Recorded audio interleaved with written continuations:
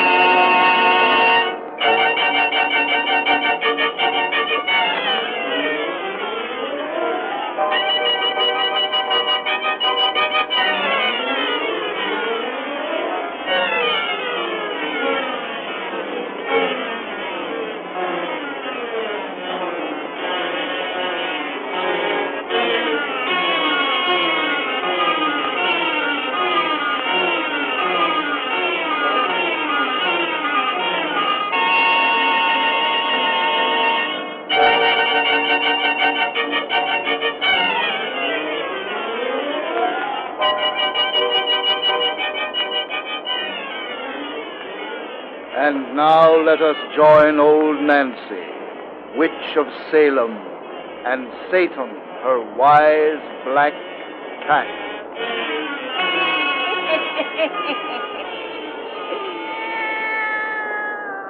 110-year-old I be today. Yes, sir. 110-year-old.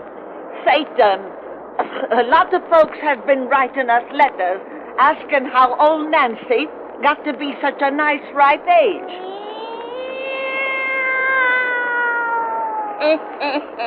You said it, Satan. The whole answer to that question is that we knows magic charm. I wears a iron ring to keep away rheumatics. There's always an onion hanging over my door to drive off chills and fevers. And round my neck, I wears a potent talisman made during the increase of the moon, which protects me from all accidents. A body who takes care of her health with powerful spells like them is bound to reach 118 years, like I just turned today. That's right, Satan. Another reason for me living so long is that I never tells a lie, which proves there's no truth in the saying that the good dies young. Well, we got another cheerful little bedtime story for you now. If you'll just turn out them lights and make it nice and dark. That's it. Now, draw up to the fire and gaze into the embers. Gaze into them deep, and soon you'll see 4 people at the door of a fine big house. Soon you'll learn about the hairy monster. That's our tale for tonight. The hairy monster.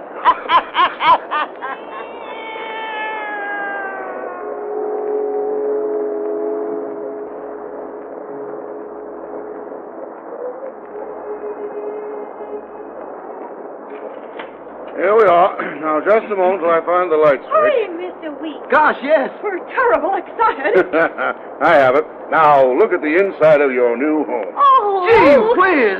Barbara. Like it? Oh, it's heavenly. A regular mansion. Perfectly And scrumptious. it's all yours, Miss Turner, house, grounds, and furnishings. That is, if you'll carry out the conditions of Mrs. Hawker's will and live here continuously for 1 year, beginning tonight. If she'll live here. Ha! Try and get you away, eh, perhaps? Sure, I'll say so. After you and Aunt Maggie and I have had to live in 2 rooms and a kitchenette all our lives. Oh, doesn't it just seem as though we're dreaming? My. I can hardly believe it. It's true, all right. Look, Bad. Mr. Weeks has even had a telephone put in for us. I've had the place set in order as though I was moving in myself. Doesn't look like a house that's been closed and tenantless for 5 years, Well, does it? it's just perfect. Everything. Absolutely scrumptious. I'm going to get our baggage from the car, so I'll have nothing to do but explore. I'm going over the place from cellar to attic. Rodney, don't forget to bring in my hat box and umbrella. I won't, Aunt Maggie. Aunt Maggie, just look at these gorgeous window curtains. Real lace. My. But the kitchen is what I want to see. That's my special ballywick, Mr. Weeks. Where is it? You'll find it at the end of this hall, Miss Carpenter. Excuse me. I've got to have a look at the kitchen before I do another thing. Oh, we're all so terribly excited, Mr. Weeks, and we'll never forget that our good fortune is entirely due to you. Oh, nonsense. I'm only acting as any attorney would to serve his client's interests. But other attorneys kept this place away from us for 5 whole years. Well, they had no legal grounds for their action, as the courts have finally decided. The terms of Mrs. Hawker's will were specific and clear, in spite of certain rather strange provisions. Your sister, Helen, was named as sole heir. And in the event of her demise, it was provided that the estate should pass to her nearest female kin, which happened to be you. At your sister's untimely death, the executors should have placed you in immediate possession. Now, to continue in possession, I simply have to fulfill the terms originally imposed upon my sister. That's all. You reside in this house for a period of 1 year, during which time you will sleep in the master bedroom upstairs, which was formerly occupied by Mrs. Hawker. You are not to pass so much as a single night away from here, and you must spend at least 3 hours in that bedroom from every midnight to sunrise alone. Funny condition, isn't it? But a very simple one. Very. If poor Helen hadn't been killed in that auto accident the day of Mrs. Hawker's funeral, she would have found it as easy to fulfill as I shall. Now she's dead, and I have this wonderful house. Your sister must have been a very sweet and lovable character. Mrs. Hawker had known her scarcely 2 weeks when she executed that will in her favor. Wasn't it extraordinary? Helen was only her paid companion, a trained nurse like myself. Strange, the workings of fate. Now you, whom Mrs. Hawker never even met, become her heir. What sort of woman was Mrs. Hawker? Helen used to write that she was very peculiar. Well, that's proven by the queer conditions of her will. But despite her eccentricities, Helen wrote that she was a highly intelligent old person who spent most of her time in scientific research. I've heard that, but I hardly think that her studies were very scientific. You'll find some mighty queer stuff in the library she left. Works on magic, alchemy, and such outlandish things as that. Is that what she studied? They're the only books in the place with English titles. I don't know what the volumes treat of that are written in Chinese. Chinese? Yes, you've inherited quite a collection of Oriental literature. Mrs. Hawker spent most of her life in Tibet. As the wife of a missionary, I believe, and that's all I or anyone else in this town really knows about her. But she made no friends or confidants. From the time she came here 15 years ago and built this house, she rarely left it. In fact, she scarcely ever left that room upstairs, which you'll occupy in accordance with her will. She must have been very eccentric. That provision isn't the only strange one in her will. You don't have to worry about the others. The executors had seen to their fulfillment. I know. But why? Hey, help me, someone. God! I'll unload you. Oh, thanks. Much obliged. I wanted to get all this luggage in at once, so I'll have nothing to do but look over our new residence. And besides, it's Mr. Weeks' car we had cluttered up with this stuff, and he may want to drive it home sometime tonight. Say, it's nearly midnight. I must be running along now. Oh, it was awfully good of you to meet us at the train and bring us out here. I wanted to enjoy your first excitement over the place. Oh, Barbara, the kitchen is simply scrumptious. There's copper pots and pans, real silverware, china dishes. Rodney, did you bring in my big hat box and umbrella? Here they are, Aunt Maggie. Oh, thank goodness. Well, I'll run along. Guess you'll find things comfortable enough until you can make your own arrangements. Everything's wonderful, thanks to you. You've been a real friend, Mr. Weeks. It's all been a pleasure for me. Good night. I'll take you to the door. We'll all take you. My stars, the moon has come out. Isn't it nice? It was dark as pitch when we drove up here. Mr. Weeks, what's that little white building back there? Our garage? No, son, that's Mrs. Hawker's tomb. Oh, the mausoleum you told me she had built. Yes. That's the one thing I ain't going to like about this place. That tomb. Well, we'll have to get used to it. One of the provisions in her will is that it is never to be removed. That's right. Well, I must be going. Good night. Good night, Mr. Weeks. Good night, sir. Good night. And thanks 1,000 times. Oh, that's all right. Good luck to you all. Let's get back in, Babs. I'm just crazy to explore the place. Oh, so am I.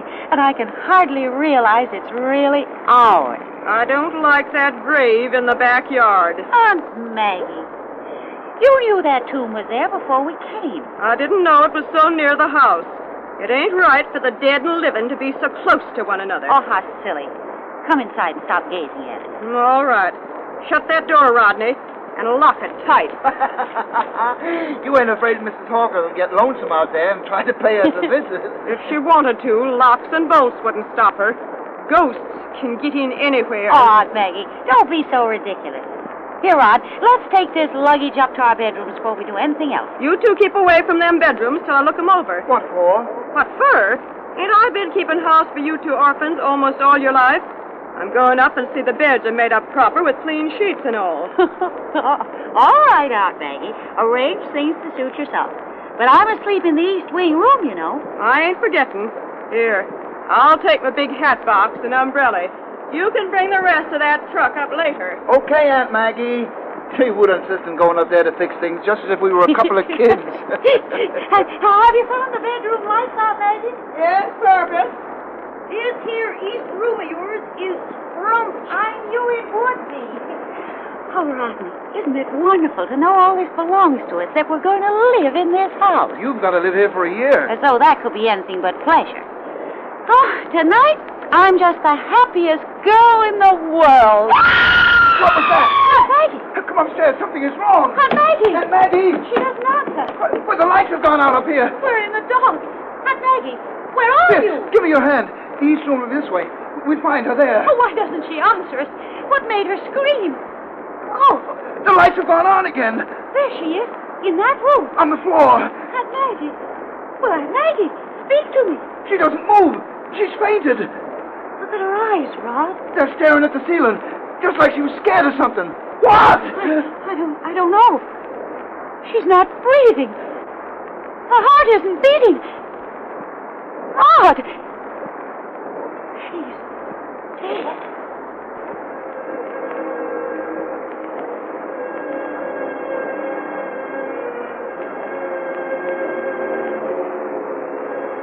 You still insist, Doc, that this woman was frightened to death? I do, Lieutenant.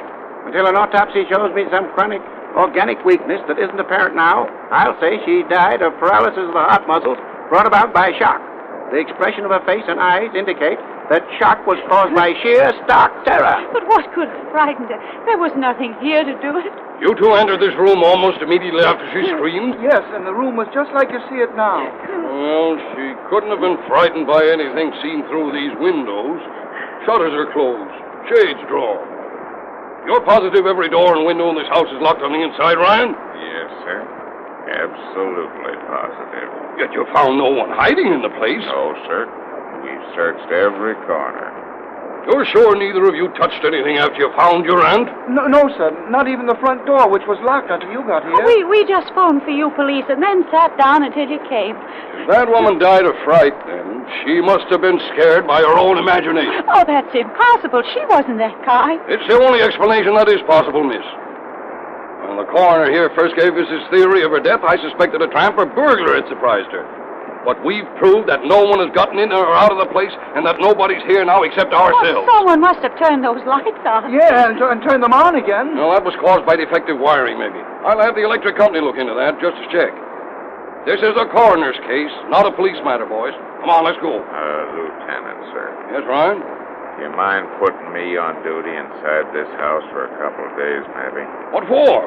The case is closed. I kind of got a notion that it ain't. What do you mean? I've just kind of got a notion. Another of your crazy notions, eh?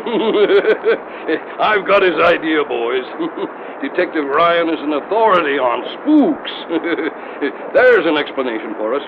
A ghost could frighten a woman to death, and they wouldn't be stopped by locked windows or doors. I ain't suspecting a ghost of being in this house tonight, sir. For I've just found something that no ghost would leave behind. What have you found? This, sir. It was snagged on back of that chair. Hair. 2 hairs. 2 white human hairs. Anyone might have shed a few hairs here at any time. But these are most unusual hairs, sir. Look. I'm 6 feet tall, and these hairs are longer than I am.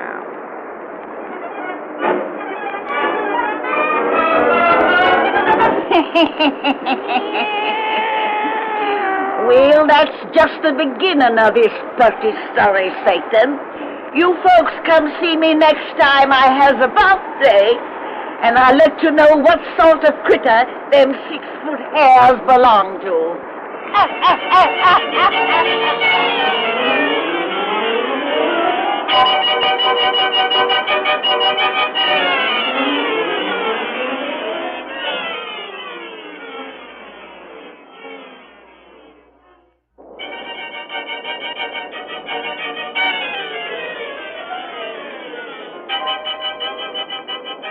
bring you The Witch's Tale, written and produced by Alonzo Dean Cole.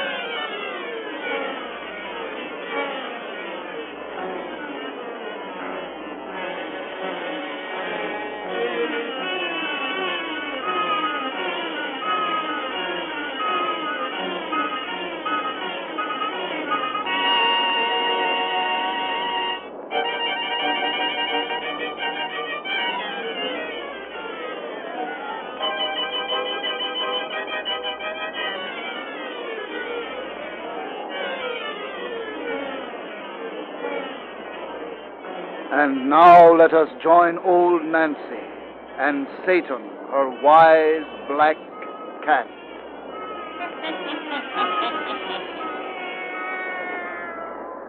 Hannah and 12-year-old I be today. Yes, sir. Hannah and 12-year-old.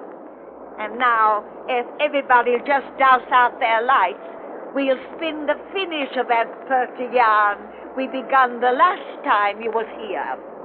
Why'd we leave off, Satan? Oh, yes. We told how that nice young girl named Barbara Turner inherited a fine big mansion that had originally been left her sister by a strange old woman named Mrs. Hawker, who'd made a lot of funny provisions in her will. Then the house stood empty for 5 years, for the lawyers let Barbara have it. So when she come to take possession with her young brother and her aunt, she was mighty happy. Until she found her aunt lying in a room upstairs, stone dead. The police doctor said she'd been frightened to death. And then a young detective found 2 human hairs beside her. 2 white human hairs that was over 6 feet long. Now draw up to the fire and gaze into them embers. Gaze into them deep and hear the rest of our yarn about the hairy monster. The hairy monster! Ha ha ha ha!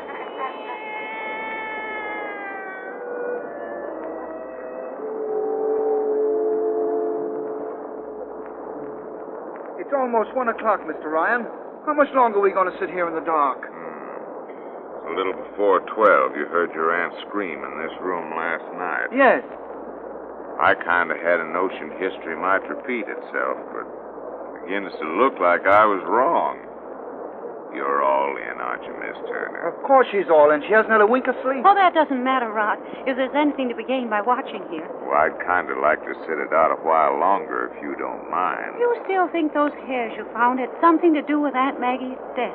Well, I kind of got a notion. But what could have hair like that, nearly 6 feet long? I don't know, son. You say the autopsy this afternoon strengthened the coroner's conviction my aunt was frightened to death. Yes, sir. But you are positive no human being could have gotten in here. Mr. Ryan, do you believe in ghosts, as the lieutenant said last night? Well, I keep a sort of open mind, miss. You know, folks are apt to say things ain't so just 'cause those things haven't been a part of their personal experience. I've got a kind of notion strange things happen in this world that can't be explained away by simply saying they couldn't happen. You're Irish, aren't you, Mr. Ryan? Well, Ryan ain't exactly a Polish name. You mean maybe I come by my funny beliefs natural. Belief in the supernatural is common to all races. Only the Irish seem to have a deeper insight into mysteries and, well, a only the Scotch can compete with him when it comes to having, notions. Yes, and my mother was Scotch. Is that so? I'm Scotch-Irish, too. Well, you know, I kind of had a notion. Yes, sir. The moment I looked at you, I said to myself, now there's too nice a girl to be anything. Say, if but anything's going to happen in this room, when is it going to begin? Just wait a little longer, son. Yes, sir, Miss Turner. You're the type of girl who... Say, you're not engaged or going with anyone steady, are you? You know, according to Mrs. Hawker's will, my sister has to stay in this room at least 3 hours every night alone. Oh, I don't care anything about that, Rod. After what's happened, I hate this house. Funny conditions in that will Mrs. Hawkers, you told me about. Awful funny. Come on, son. Let you and me leave your sister alone in here. Not if you think anything may happen. It won't. That was just a bum notion. Here, now switch on these lights. Now leave 'em burning the rest of the night, miss. I think you'll sleep better. I'd rather you and Rod would stay here with me, Mr. Rod. I'm not afraid, but I'm too upset to sleep. And I'm not. I'm tired, and I'm going to bed. Come on, son. If my sister don't want to be left here alone, She'll like it don't when she have gets to. used to it. Come on. Hey, let go of my arms. What do you Come mean by on. that? Don't do that. Mr. Ryan. Good night. Say, are you crazy? Shut up. I will not. You can't so... I want to keep my hand over your mouth so you nod your head. You'll keep your face closed. You keep quiet?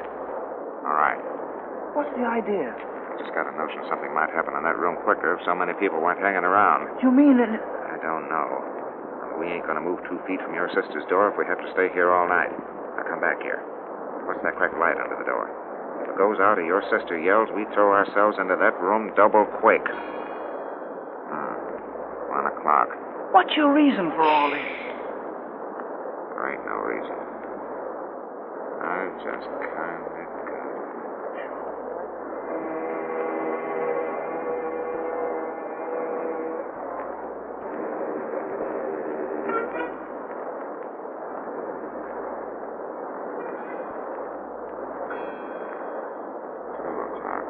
Stood here like statues for a solid hour.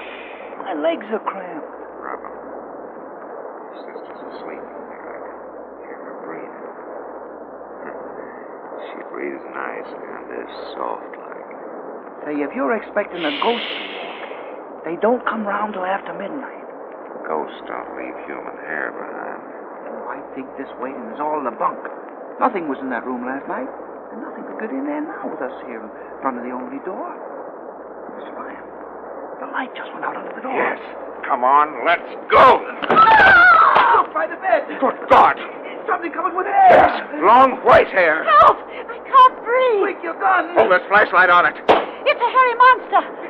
You missed. Shoot again. I hit it, but it doesn't drop. Oh, it's coming toward me. Bullets don't seem to kill it.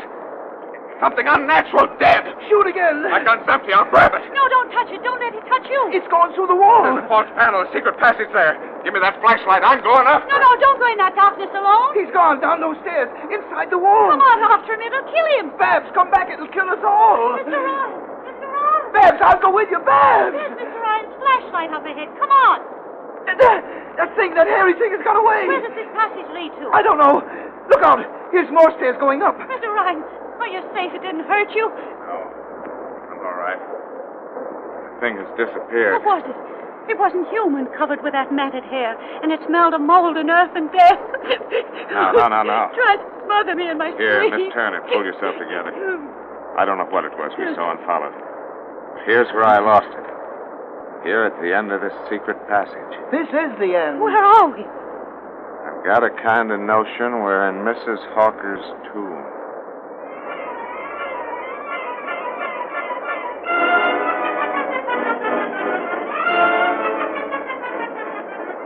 Mr. Ryan, that frightful thing we saw last night couldn't have been Mrs. Hawker. She's been dead 5 years. And you say yourself it was not a ghost? No. Ghosts don't leave hair behind. They're little things like this. What's that? Human fingernail, 5 inches long. I found it by the panel that leads into that passage. I've read that nails grow out about 1 inch each year. And like hair sometimes, they keep on growing after death. You mean... But last night we saw the dead who's still alive. A vampire? No, a vampire drains your blood. Mrs. Hawker came last night to steal your body. It's when she was placed in this tomb 5 years ago, she had everything arranged to steal your sister. I don't know what you're talking about. I've done some funny reading, as I told you, Miss Turner. In Tibet, where Mrs. Hawker used to live, there's magicians who know how to suspend all animation of their organs and to live like the dead for almost any time they want.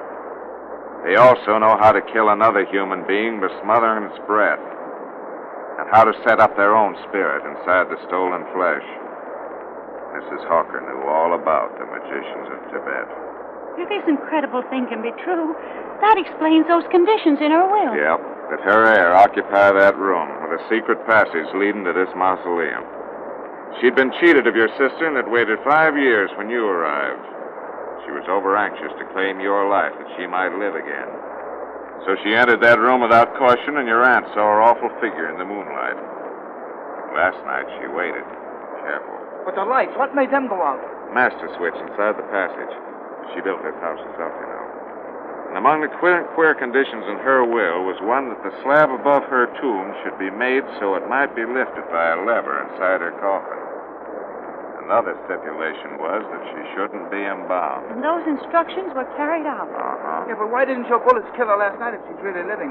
They say you're a champion pistol shot, and yet we couldn't find a drop of blood. She hasn't any blood, son. Her body is just a dried-up husk held together by a evil spirit.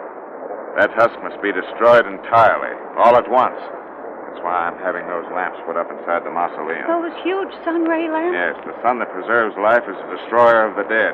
That's why she can only leave her tomb in darkness. It's night now. There may be danger from her if you lift that slab. Why don't you wait until morning, until the natural sun comes I out? can't have her in the same world with you another hour. You know, Miss Turner, you're the type of girl who... Everything's set, Ryan.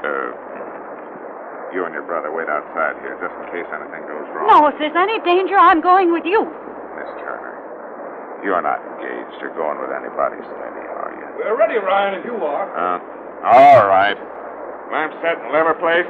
Everything. Now turn your lamps on before we put pressure on this lever. Let it go. All right, boys. Heave the slab off. Here it comes. Now keep away from here, Miss Turner.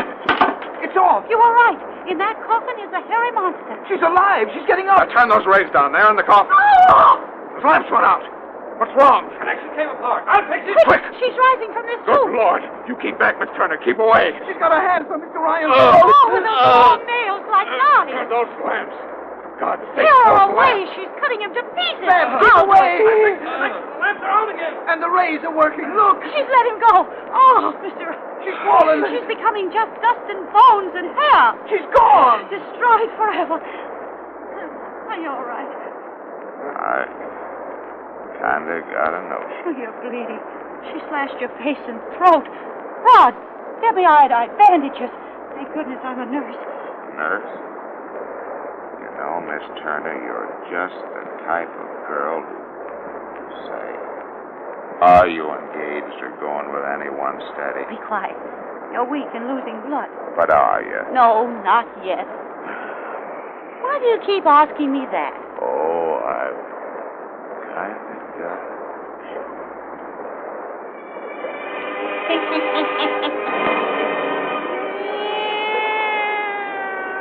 Well, that's the end of that then, Satan. And if it didn't curl your hair, it should at least make it kind of wavy. Well, Satan and me's got business to tend to now. Important business, Satan.